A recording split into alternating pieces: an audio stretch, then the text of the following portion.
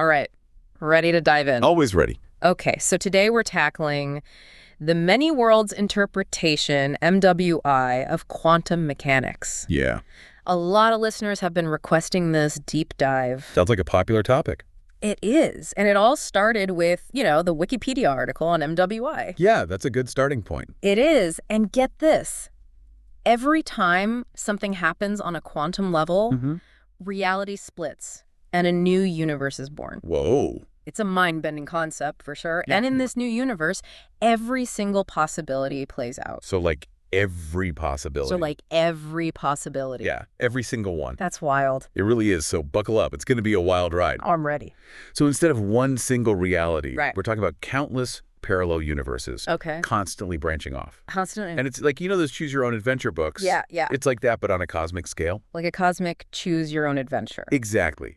With infinite possibilities. Okay, but infinite. Like, how does that even work? It's one of those things that make MWI so fascinating. And so confusing. Definitely confusing. So before we get too lost in the multiverse, let's ground ourselves a bit. Sounds good. What exactly is the many worlds interpretation? Okay, so the many worlds interpretation, or MWI, it basically tries to explain all the weird stuff, the strangeness of quantum mechanics. Okay, so like the rules are weird. Well, more than that. Okay. You see, in quantum mechanics, we use something called a wave function. Right. It's a way to describe a system.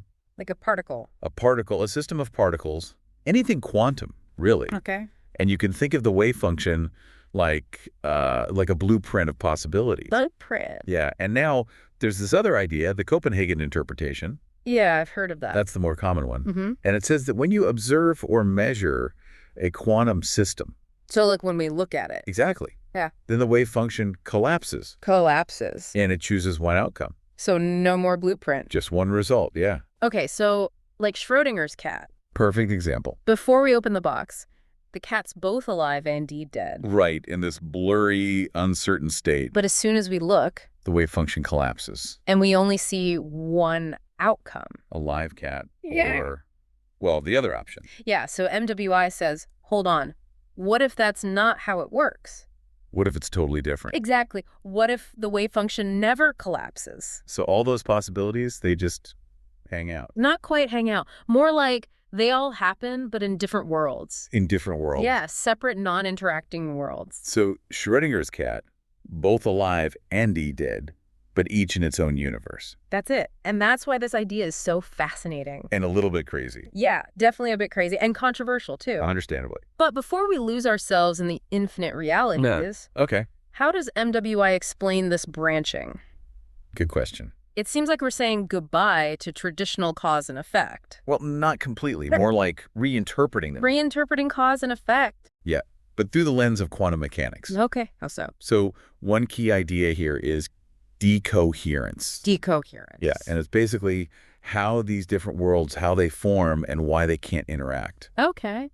Think of it like dropping ink into water. Ink and water, okay. The ink spreads out. Right. It does. It gets entangled with the water. It's entangled. Yeah, and you can't separate them back out. That's true.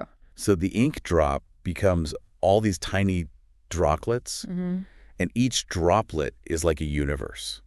Oh, wow. Yeah, mind-blowing. It really is. So if everything that can happen does happen in some universe, doesn't that make the universe ridiculously complex? Yeah, I mean... Wouldn't it just be chaotic and unpredictable? Well, it definitely makes things more complex. Yes. More complex than what we're used to. For sure. But remember, the universe, according to MWI, it still follows rules. Rules. Yeah, set rules, like a clock. So it's still predictable. Yeah, it's predictable. Okay. Just a really, really complex clock. A clock with, like, infinite gears. Something like that. So it's not random. There's structure to how these worlds evolve and branch off. So it's deterministic? Exactly. But on this grand, almost unimaginable scale, Right. Where every possibility has its own timeline. Yeah, it's hard to wrap your head around. It really is. This is making me rethink everything I thought I knew about cause and effect. It does that for sure. It makes you rethink everything. It does, but hold on. If everything happens somewhere, what about probability? What does it even mean to say something has a 50-50 chance? Right. If both outcomes actually occur? That's the million-dollar question when it comes to MWI. It really is. And honest, Physicists are still trying to figure it out. So there's no easy answer. Not yet, no. If everything has its own universe, how do we say something's likely or unlikely? Exactly, and that's where all these different approaches come in. Different approaches? Yeah, some look at frequencies. Frequencies, okay. Some focus on decision theory. Decision theory, interesting. And others, they explore symmetries. Symmetries. And branch counting. So a lot of different angles. It's a big debate. No one's quite sure how it all works yet. So reconciling probability with MWI is still a challenge? It's one of the big ones, yeah. Okay, before we get too deep into that, I want to zoom out for a second. Sounds good. Talk about some of the bigger features of MWI. Right. Like, for instance, MWI is local, right? It is, yeah. What does that even mean with all these branching universes? That's a great question. And locality.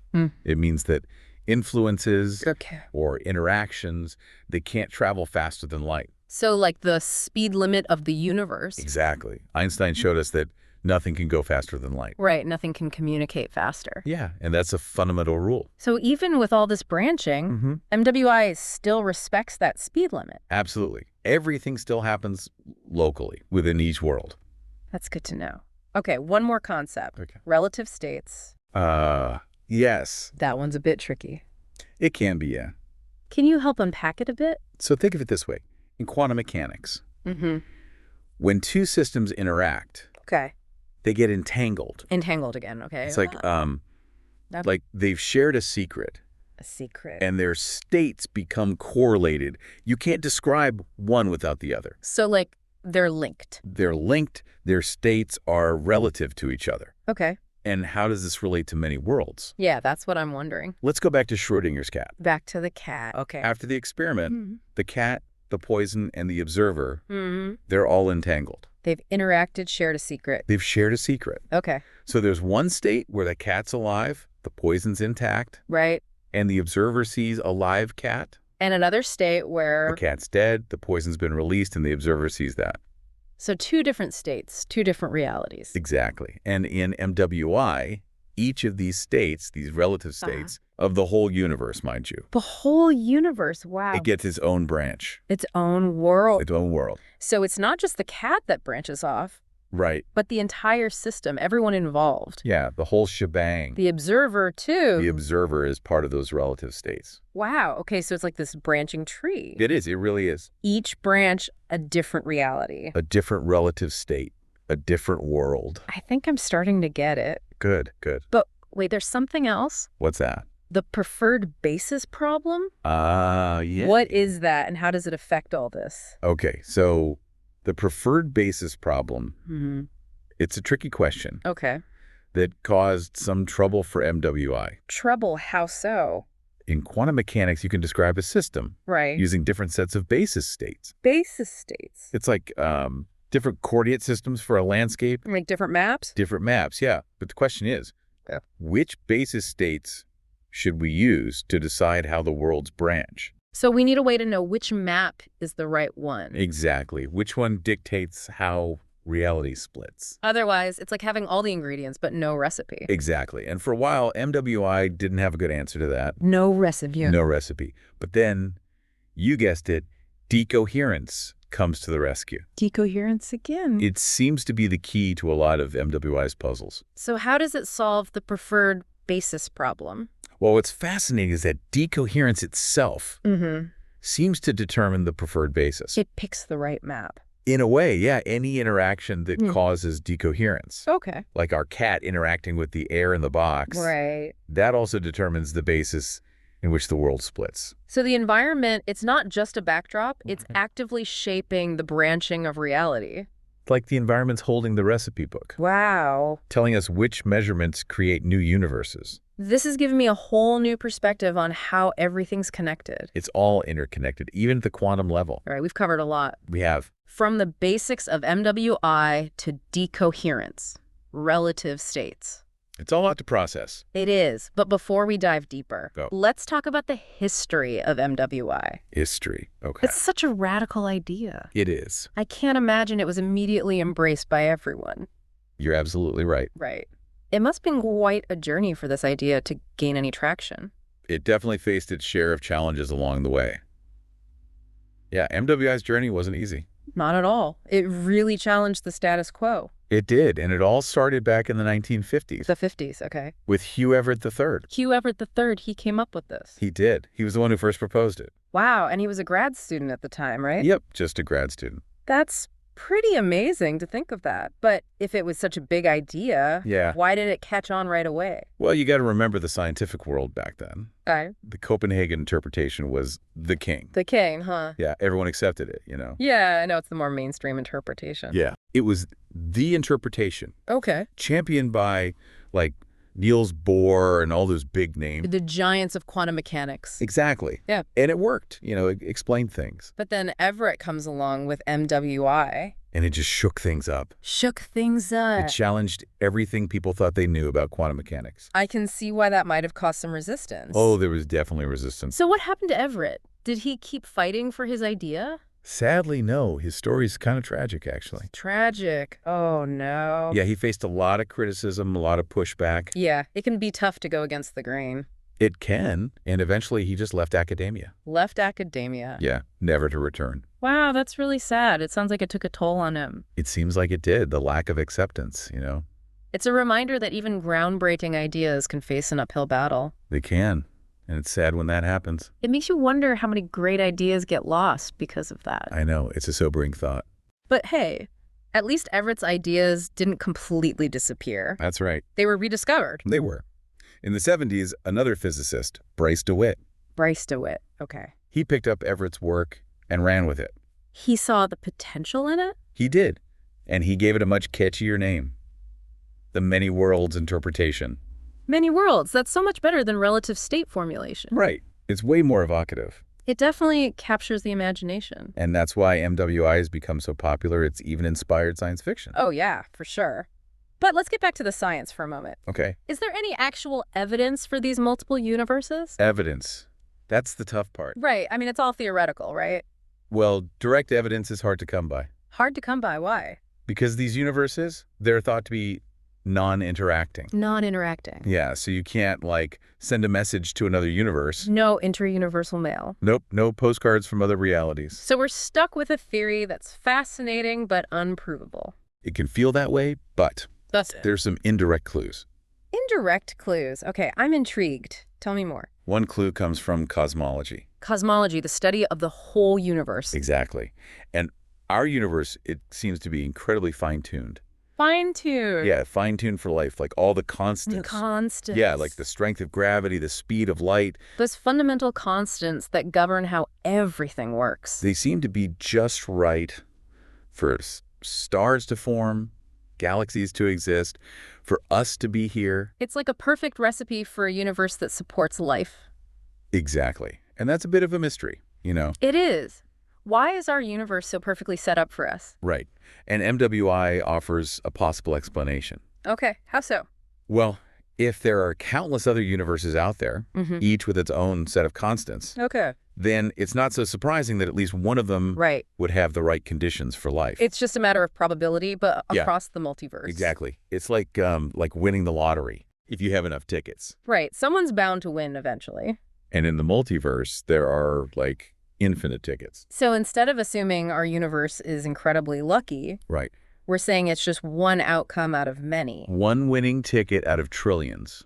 I like that. It shifts the perspective. But even if MWI explains that, we still have the problem of probability. Ah, yes, that pesky problem. If every outcome happens in some universe, how can we talk about chances, about likelihoods? That's the big paradox, isn't it? It is. It really is. If everything happens somewhere, how can anything be unlikely? It's a head-scratcher for sure, and physicists are still debating it. So how do they even approach this problem? Well, there are a few ways to think about it. A few ways? Okay, I'm listening. One way is to think about probability in terms of frequencies. Frequencies, okay. But even though every outcome happens somewhere, some outcomes might happen more frequently across the multiverse. More frequently? It's about how often something pops up, you know. Like some outcomes are more common than others, even if they all exist? Something like that. But it gets tricky with infinity. Infinity, right. How do you define frequency when you have infinite possibilities? Exactly. It's a tough one. So are there other ways to think about it?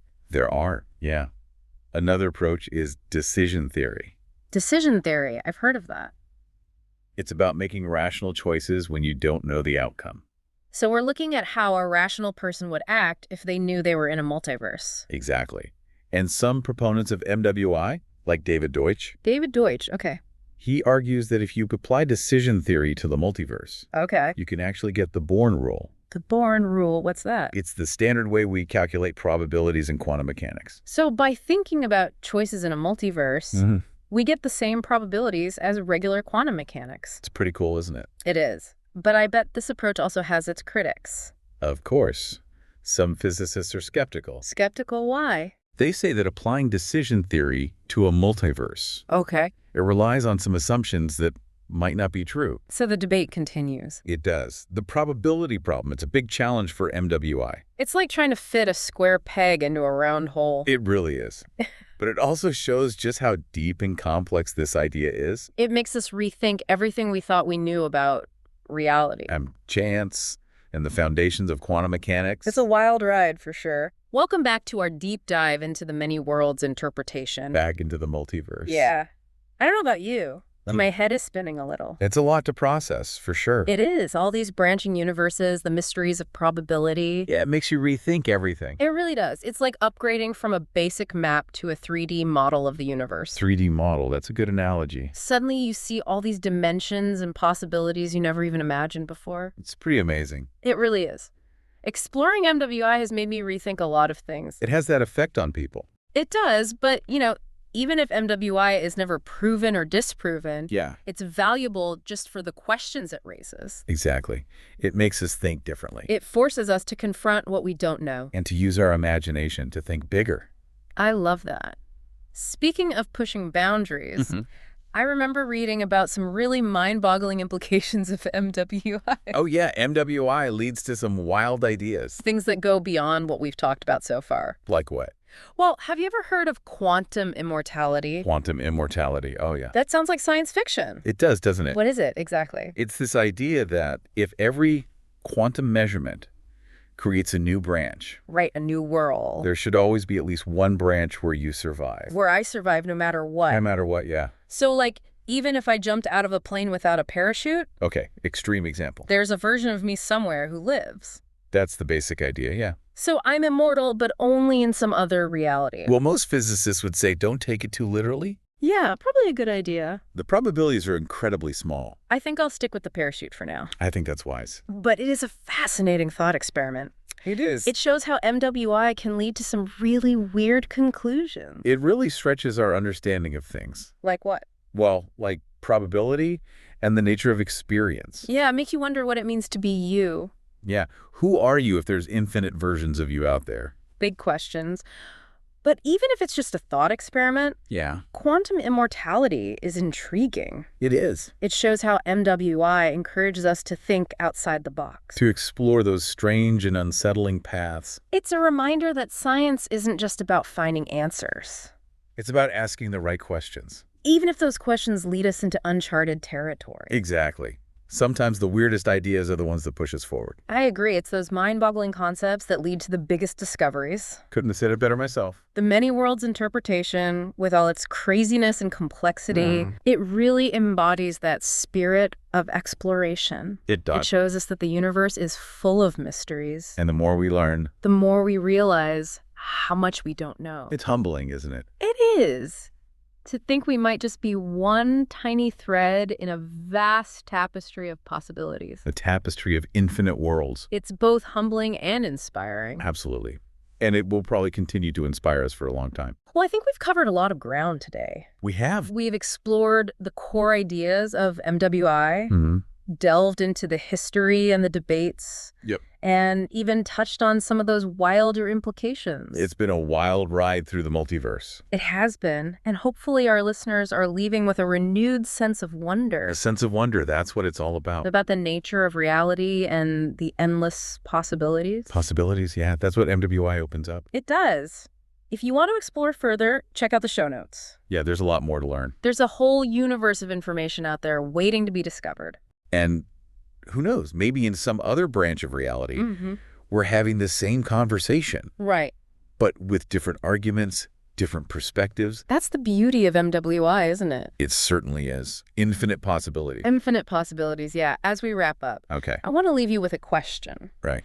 If MWI is true, does it change how you view your choices, your actions? How so? Knowing that every possibility might be playing out somewhere. In some other universe. In the vast multiverse. It's a thought-provoking question, that's for sure. It is something to think about, isn't it? It definitely is. Well, thanks for joining us on this deep dive into the many worlds interpretation. It's been fun. It has. Until next time, keep exploring, keep questioning, keep wondering. And remember, the universe is a strange and wonderful place. Full of mysteries, waiting to be unraveled. Absolutely.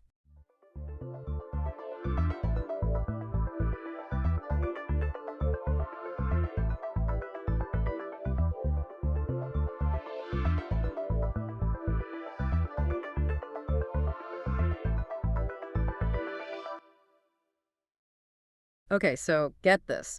Imagine a country so isolated that when giant ships show up, it was like aliens landing.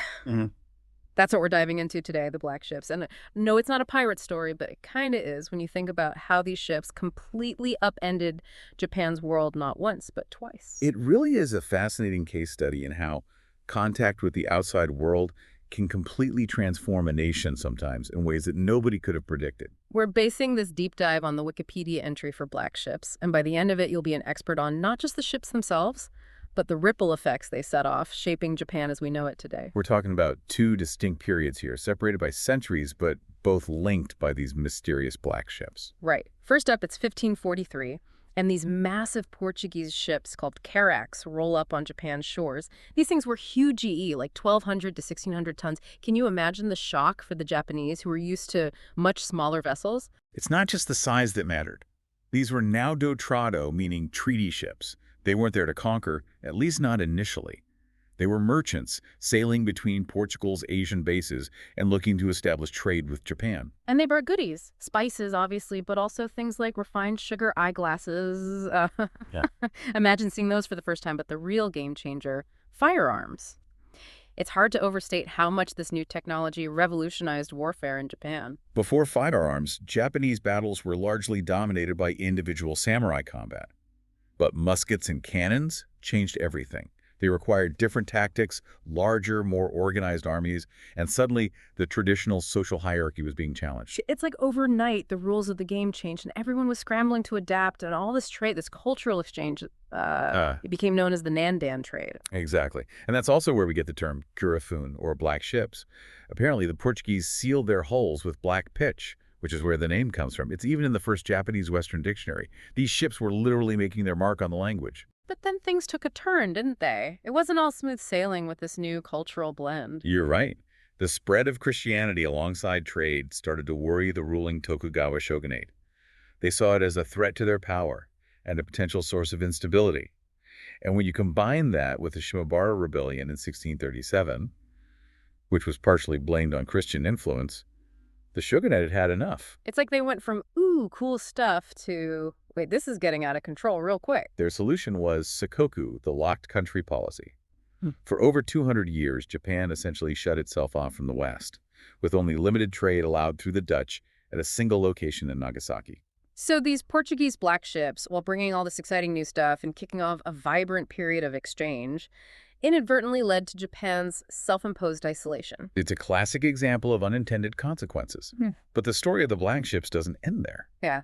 Centuries later, a new kind of black ship would arrive on the scene, and this time, they weren't asking for permission. Now things are about to get really interesting. Imagine you're in Japan in 1853, after centuries of relative peace and quiet.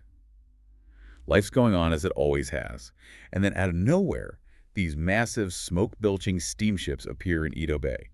Talk about a shock to the system. Okay, rewind a bit. These new black ships, they were American rights, led by Commodore Matthew Perry. Exactly. And they were nothing like the elegant sailing ships the Japanese were accustomed to. These were coal-powered, steam-driven behemoths, and they weren't interested in playing by Japan's rules. And by not playing by the rules, you mean? Perry basically said, open up for trade with the West or we'll use force. It was classic gunboat diplomacy, using military might to get what you want. Wow, talk about making an entrance. So did Japan just cave immediately? They weren't thrilled, that's for sure. But Perry's threat, combined with the sheer technological prowess of his ships, sent a clear message. Resistance was futile. It must have been a real wake-up call for the Japanese government. They'd been isolated for so long they had no idea how far behind they were technologically, so what happened next? Well, Perry wasn't messing around. He returned the following year with an even larger fleet for the Convention of Kanagawa, just to drive the point home. Faced with this overwhelming display of force, the Japanese government signed the Treaty of Peace and Amity, effectively ending over 200 years of isolation. So we've got the Portuguese black ships inadvertently leading to isolation, and then the American black ships forcibly ending it. Talk about a dramatic turnaround. It's a stark contrast, but both events highlight how contact with the outside world, even when unwanted, can completely reshape a nation's destiny. And in Japan's case, that destiny was about to undergo a rapid and radical transformation, but we'll save that part of the story for next time. All right, so we've seen how the black ships, both Portuguese and American, kind of forced Japan onto a new course. But it wasn't just about ships showing up, right? It was about what they represented, a changing world order, the unstoppable wave of modernization. It makes you wonder, how did people back then actually feel about it all? That's a good point. I mean, imagine living in a society that had been intentionally closed off for centuries. And then suddenly, these powerful foreign nations come barging and demanding trade, forcing change upon you. It must have been a time of immense upheaval and conflicting emotions for the Japanese people. Yeah, I bet. Did everyone just go along with it, or was there, like, pushback against these forced changes? Oh, there was definitely pushback. Some people saw it as a humiliation, a violation of their traditions and sovereignty. They resented the Western influence and feared the erosion of Japanese culture. But others, particularly among the younger generation, saw it as an opportunity. They were eager to learn from the West, to embrace new technologies and ideas, and to modernize Japan in order to compete on the world stage. So you had this fascinating mix of anxiety and excitement, tradition and progress, all clashing at once. Is there anything in the Wikipedia entry that really captures these different viewpoints? Actually, there's a great example of this, a Japanese keisha, a humorous poem about the black ships. It uses this clever wordplay to reflect the anxieties of the time. Okay, I'm intrigued. Lay it on me. All right, so the poem is like this. Taihei no nimuri o samasu juki-sen data shihai de yoboma ni murezu. At first glance, it seems to be about someone being kept awake at night from drinking too much jukisen tea, which is known for its caffeine. Oh, I can relate to that. A little too much coffee before bed, and I'm staring at the ceiling all night. Right. But here's the twist. Taihei can also mean Pacific Ocean. Jukisen can also mean steam-powered ships. And Shihai can also mean 4 vessels, referring to Perry's initial fleet. So it's not really about tea at all. It's about the arrival of the black ships and the sense of unease and disruption they brought. That's really clever. It's like the poet is saying, we were sleeping peacefully, and then these ships showed up, and now we can't sleep. It really is. And it shows how deeply this event resonated with Japanese society. Even their humorous poetry reflected the anxieties and uncertainties of the time. That reminds me, the Wikipedia entry also mentions a Japanese opera called The Black Ships. Yes. It premiered in 1940 and tells the story of Toji no Kichi, a geisha who gets caught up in all the turmoil surrounding Japan's forced opening. It's a powerful example of how this historical event has continued to be interpreted and reimagined through different artistic lenses over the years. Yeah, it's amazing to think that something that happened so long ago is still inspiring art and conversation today. So back to the timeline. After Perry basically forced their hand, what happened next? Well, after the Treaty of Peace and Amity came the Harris Treaty of 1858. It opened even more Japanese ports for trade and significantly granted foreigners extraterritorial rights. Wait, extraterritorial rights? Does that mean they were basically exempt from Japanese law? Exactly. It was a pretty big concession, and one that further stoked resentment among those who opposed the opening of Japan. But the changes kept coming. Japan ended up signing similar treaties with other Western powers like Britain, France, and Russia. It was a whirlwind of change as Japan transitioned from centuries of isolation to engaging with a globalized world, whether they liked it or not. So they were basically playing catch-up in a world that had already moved on without them. That must have been a challenge. It was, and the impact of the black ships, especially the American ones, went far beyond just trade. They signaled the beginning of Japan's modernization and its entry onto the world stage. It was a process that would have enormous consequences for the country's future. Okay, so we've got trade cultural upheaval, forced modernization anxieties about the future. What's the big takeaway for our listener here? What does it all mean in the grand scheme of things? The black ships are a powerful reminder of how interconnected our world is, even when we try to isolate ourselves. What happened in one corner of the globe, in this case the arrival of these ships in Japan, can have ripple effects far beyond their immediate context. And it shows us how history isn't just a linear progression of events. It's a messy, unpredictable web of interactions, innovations, and often unintended consequences. So what you're saying is even though these black ships showed up centuries ago, the echoes of their arrival are still being felt today. Absolutely. I mean, try to picture modern Japan without the influence of those ships. It's almost impossible. They were a catalyst for such profound change, forcing Japan to confront its place in a rapidly evolving world. It really makes you think about the power of seemingly isolated events to shape the course of history. And speaking of shaping history, there's one final thought I want to leave our listener with. What if Japan had just said, nope, to those American black ships? Imagine a world where Japan stayed isolated. How different do you think things would be today? It's a fascinating question to ponder. Would Japan have eventually modernized on its own terms at its own pace? Or would its isolation have made it increasingly vulnerable in a world increasingly dominated by Western powers? Yeah. It's impossible to say for sure, but it really highlights the significance of those black ships as a turning point in Japanese history. Yeah, it makes you think about those sliding door moments in history, doesn't it? One decision, one event can send a whole nation down a completely different path. In Japan's case, those ships weren't just carrying goods and guns, they were carrying the seeds of a future that no one could have fully predicted. And think about the ripple effects. How would a continued isolation have impacted Japan's role in World War II, its economic rise in the post-war era, its cultural influence on the world? It's mind-boggling to consider all the potential outcomes. The black ships weren't just a Japanese story. They were a global event with implications that continue to resonate today. It's almost like those ships arriving in those billows of black smoke were carrying the future itself. The future of Japan and maybe even the future of East Asia as we know it. It's a powerful image. And for me, it underscores the importance of understanding history, not just as a collection of names and dates, but as a way to grasp the forces that shape our world, the choices made and the paths not taken. The black ships are a reminder that history is full of these turning points, these moments where different worlds collide, and the consequences can be both profound and unpredictable. So the next time you see a ship on the horizon, don't just see a vessel cutting through the water. Think about what it might be carrying stories, ideas, possibilities, maybe even the seeds of change. It's just like those black ships sailed into a Japan on the brink of transformation, we too are sailing into an uncertain future, a future full of challenges and opportunities. The lessons of the past of those unexpected encounters and their lasting consequences can offer valuable insights as we navigate the uncharted waters ahead. Well said. And on that note, we'll wrap up this deep dive into the black ships. We hope you've enjoyed the journey and maybe it sparked some curiosity to explore more of history's hidden depths. Who knows what other fascinating stories are waiting to be uncovered.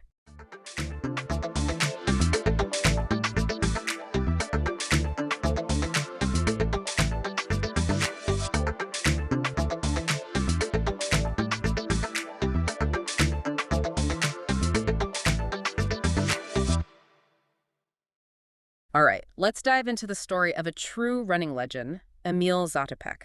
We've got some excerpts from his Wikipedia page here, and wow, this guy. This is more than just a story about winning races. This is about pushing human limits, facing down some really incredible challenges, and embracing, well, a spirit of sheer determination, really, something most of us can only dream of. Absolutely. Okay, so we've got a guy who starts out, get this, working in a shoe factory, ends up becoming an Olympic icon. Where do we even begin with a story like that? Well, his beginnings were definitely humble. Picture this, late 1930s. Okay. Young Emil is working at the Bata shoe factory in Zlin, Czechoslovakia. Gets, well, voluntold to participate in this factory race. Voluntold? Yeah, lining up against nearly 100 other runners. Okay, so he's probably thinking this is just a bit of fun, right? Perhaps. Yeah. But something interesting happens. Zátopek, he doesn't just participate, he comes in second. Wow, out of 100 people. Nearly 100, yeah. And I think that's where the spark ignites. This unexpected success, it awakens a competitive spirit in him, a drive to, push himself further than he ever thought possible. So this is where the legendary Czech Locomotive starts to take shape. Exactly. Zátopek joins a local athletic club and, throws himself into training. What's really remarkable is he's still working at the factory. So during this time, So he's holding down a job, training, wow. Yeah. He's essentially a self-made athlete, develops his own training Oh, program wow. based on, well, what he could glean from observing other runners, particularly the Finnish legend Paavo Nurmi. Now, I'm curious about the self-made approach. What was so unique about his training? Was it radically different from what other athletes were doing at the time? Oh, absolutely.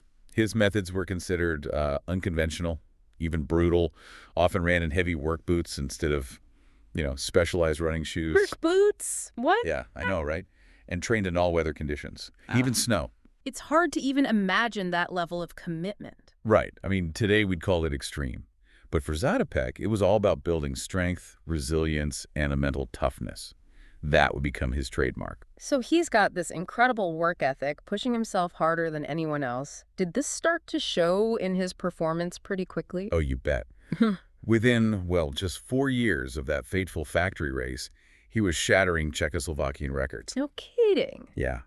In the 2,000 meters, 3,000 meters, and 5,000 meters, his dedication, those unorthodox training methods, clearly paying off. Yeah, clearly. He later joined the Czechoslovakian army, which, well, this gave him more time to focus on his athletic pursuits. So his military service actually helped him advance his running career. In a way, it did, yeah. While it might seem unusual, the army, it provided him with the structure, the resources to train even more intensely. I see. It was a turning point.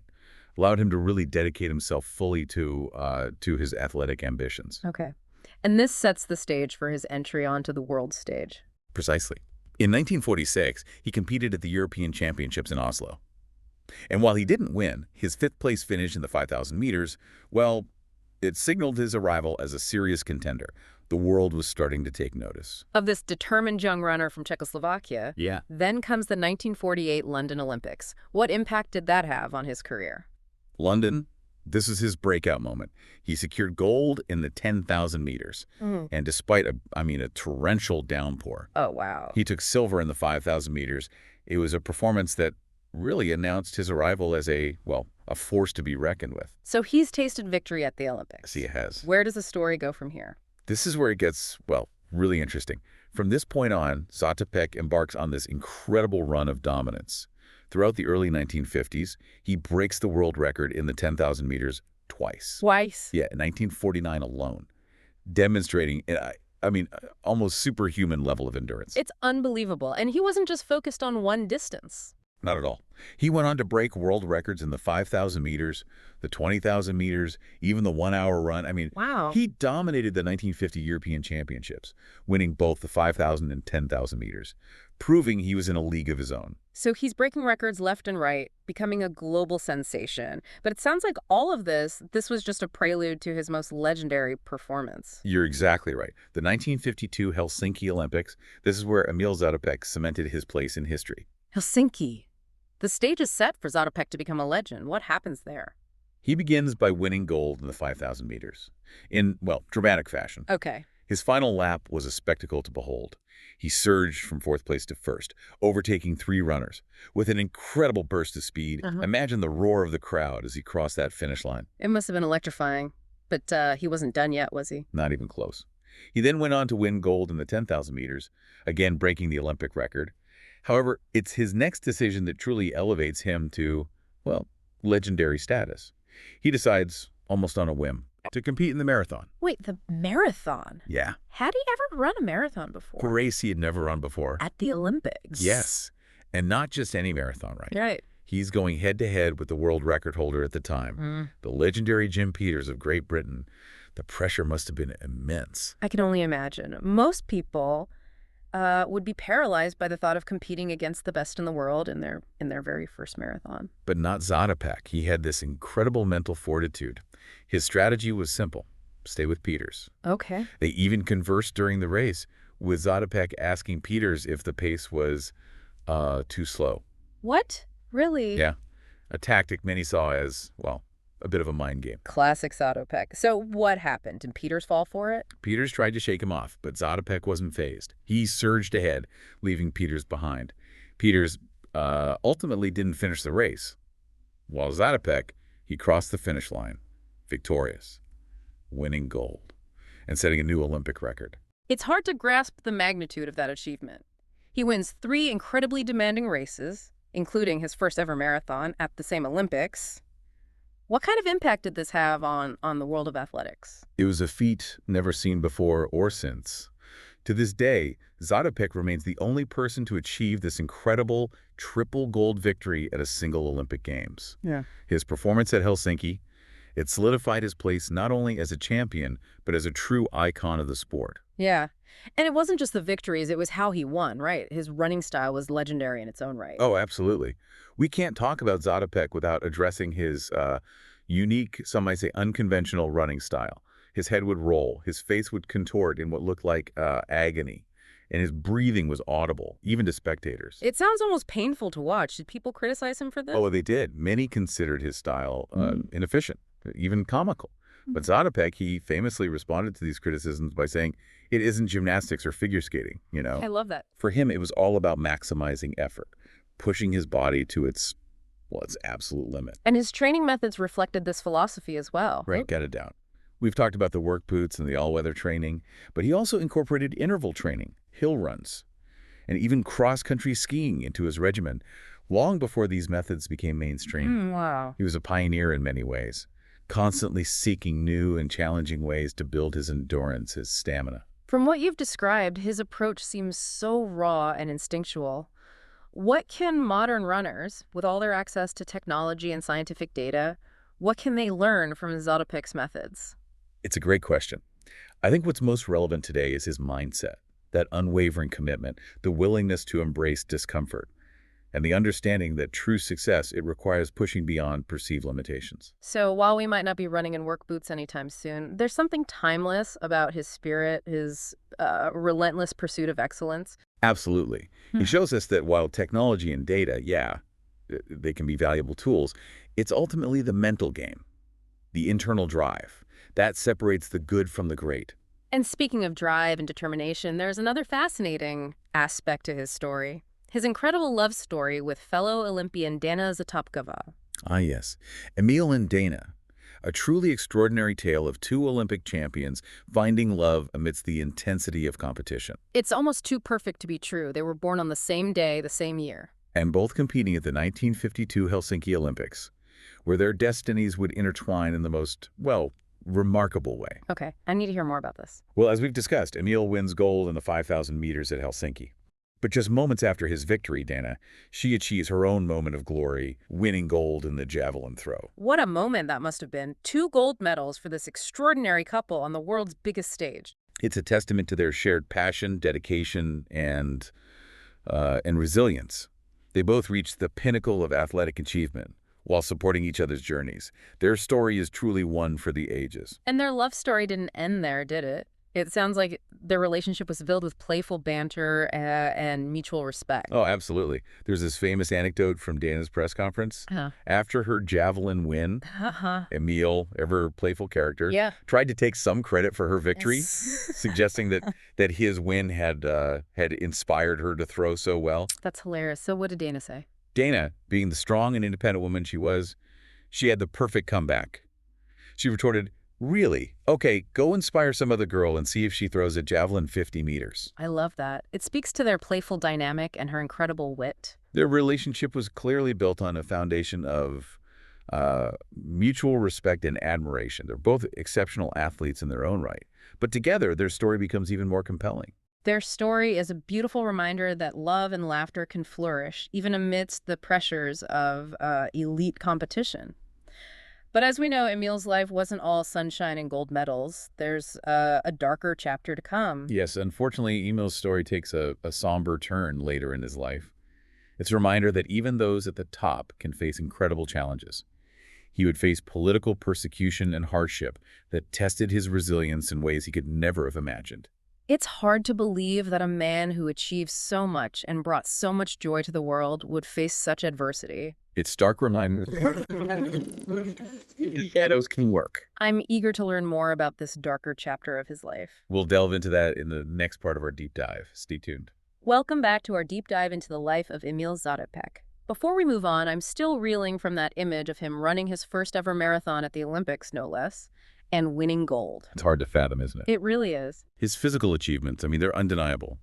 But what truly sets Zátopek apart is his resilience, his ability to face adversity, head on. And as we alluded to earlier, his story takes a bit of a darker turn. After the 1952 Helsinki Olympics, it's a period marked by, well, political upheaval and personal hardship. You mentioned he faced political persecution. Can you elaborate on what led to this? Sure. So it's crucial to understand the political climate of Czechoslovakia at the time. Yeah. The country was under communist rule. And Zátopek, being a prominent figure, a national hero, he was a member of the Communist Party. However, he was known to sympathize with the party's reformist wing, Quite. advocating for greater freedoms, democracy. So even as a celebrated athlete, he wasn't afraid to express views that could be perceived as, well, challenging the status quo. Exactly. His outspoken nature and his support for reforms put him at odds with the hardline communist regime. And this tension came to a head during the Prague Spring of 1968. Now, for those of us not familiar with that historical event, can you give us some context? Yeah. So the Prague Spring was a period of political liberalization in Czechoslovakia. There was a sense of hope, a push for greater freedoms, reforms. And Zátopek, he openly supported this movement. He even signed a manifesto calling for democratic changes. It sounds like a time of great hope and possibility. What happened? Sadly, the Prague Spring was short-lived. The Soviet Union, fearing the spread of liberalization, they sent troops into Czechoslovakia, crushing the movement, reasserting, well, hardline communist control. And what happened to Zátopek? How did the regime react to his support for the Prague Spring? The consequences for Zátopek were swift and severe. He was branded a dissident, stripped of his rank in the army, expelled from the Communist Party, and removed from all official positions. It's almost unimaginable. A national hero stripped of his honors and status overnight. It was a complete fall from grace. He was forced out of public life and into manual labor, a stark contrast to the adulation and recognition he'd enjoyed just a few years prior. What kind of work was he forced to do? Well, he was assigned various menial jobs. One of his assignments was with a company called Stavebny Geology. Okay. Where he was sent all over the country to prospect for natural resources, a far cry from the life he once knew. Right. Yeah. Traveling the world as a celebrated athlete. Yeah. And this was during a time when travel was heavily restricted, correct? Absolutely. Not only was he stripped of his status, forced into menial labor, but he was also essentially cut off from the international community he had been a part of for so long. Imagine the isolation he must have felt. It must have been incredibly difficult, especially after experiencing the camaraderie and support of the international athletics community. It was a stark change. And to add to the hardship, his work often took him away from Prague, where his wife, Dana, lived. So they were forced to endure these long periods of separation. So he's facing political persecution, separated from his wife, and forced into a life vastly different from the one he'd built. How did he cope with all of this? Did he ever express bitterness or resentment? What's remarkable about Zátopek is that even during these, incredibly challenging times, there's no record of him publicly expressing bitterness or resentment towards the regime. Yeah. He seems to have endured this period with a quiet dignity. That speaks volumes about his character, but surely there must have been rumors, speculation about his situation. Oh, there were. Given the secrecy surrounding the regime's actions, rumors circulated that he had been to the uranium mine concentration camps. Oh, that's terrible. Were those rumors true? Fortunately, no. The camps had been closed several years prior. But the fact that such rumors spread, it highlights the fear and uncertainty that permeated Czechoslovakian society at the time. Anyone who fell out of favor with the regime could disappear, their fate unknown. It's chilling to think about. Even Zátopek, a national hero, wasn't immune to this fear and speculation. Exactly. It shows the pervasive nature of oppression, how it casts a shadow over even the most celebrated individuals. Is there any evidence of how the Czech people felt about Zátopek's treatment? Did they turn their backs on him, or did they remember the hero he once was? There's a story, though its authenticity is debated, about Zátopek working as a refuse collector for a short period. Apparently, he was let go from this position because crowds would gather, insisting on helping him. They couldn't bear to see their hero, brought so low. That's incredibly moving. Even when the government tried to erase his accomplishments, the people remembered the man who had brought them so much pride. It's a testament to the enduring power of his legacy, his connection with the people. Despite the regime's efforts to discredit him, his spirit resonated with the Czech people. Did this public sentiment have any impact on his situation? Did it lead to any change in his treatment? Well, while it's difficult to say definitively, the public's continued admiration for Zátopek likely played a role in his eventual rehabilitation. I mean, it would have been difficult for the regime to completely erase the memory of a man who held such a special place in the hearts of the Czech people. You mentioned his rehabilitation. Can you tell us more about that? When did it happen and what did it entail? His rehabilitation came in 1990 after the fall of the communist regime. Václav Havel, the dissident playwright who became the first president of the newly democratic Czechoslovakia, he played a key role in this.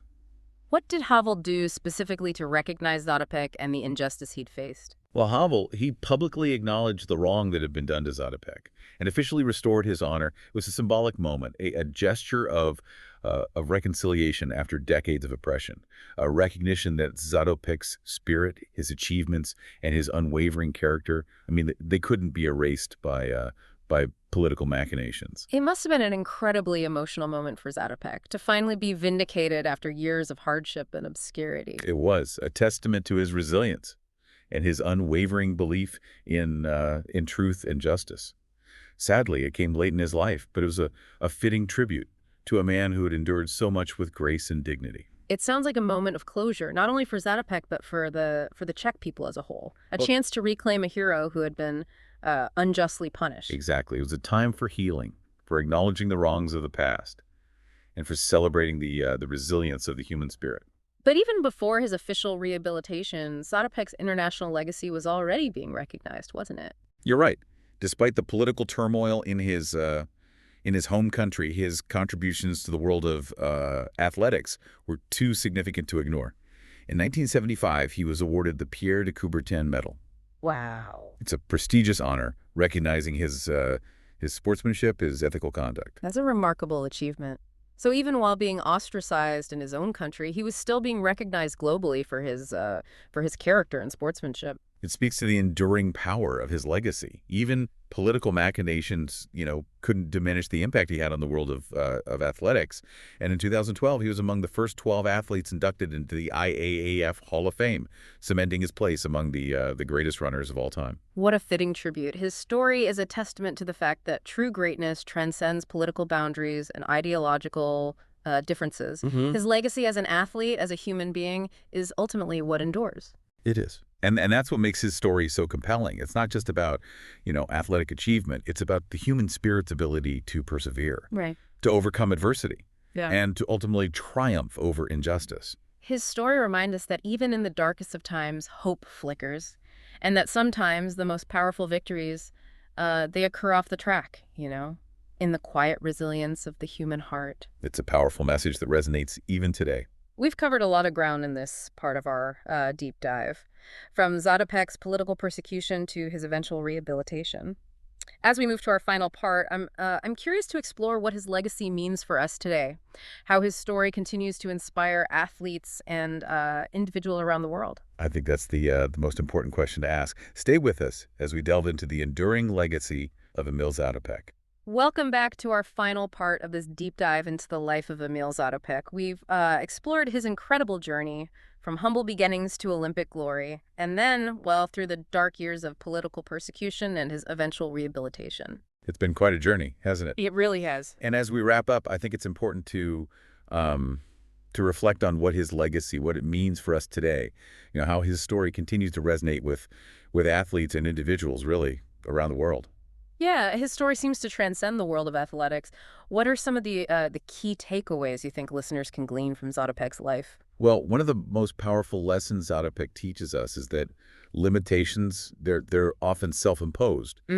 He achieved these extraordinary things without the benefits of, modern training techniques, specialized equipment, scientific data analysis. He truly embodies that idea that with enough dedication and creativity, we can overcome obstacles that might seem, insurmountable. Precisely. He didn't let a lack of resources or even conventional wisdom hold him back. He forged his own path, experimenting with training methods that were considered, unorthodox at the time, like running in heavy work boots, embracing those extreme weather conditions.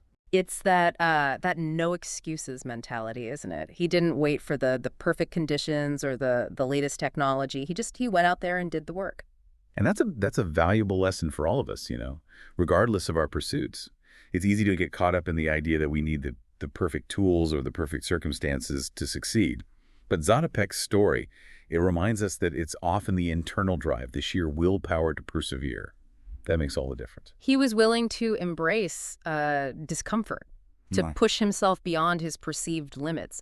And in a world that often prioritizes comfort and instant gratification, I mean, that's a powerful message. It is. His story challenges us to reconsider our own relationship with challenge and discomfort.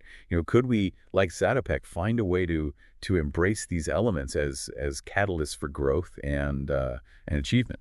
It makes me think about how we often shy away from things that feel difficult or unpleasant.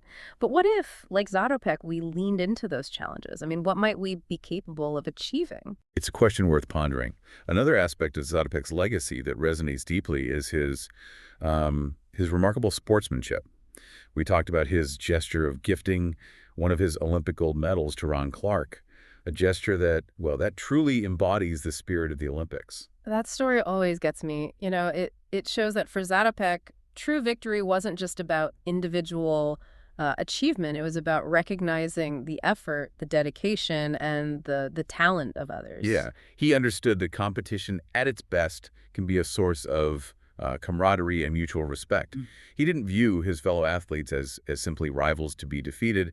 He saw them as, well, as individuals striving towards a common goal, pushing the boundaries of human potential together. It's a beautiful perspective, one that I think we could all benefit from adopting in our own lives. Whether it's in our professional endeavors, our personal relationships, or even just our day-to-day interactions, approaching life with the spirit of generosity, sportsmanship. It can make a world of difference.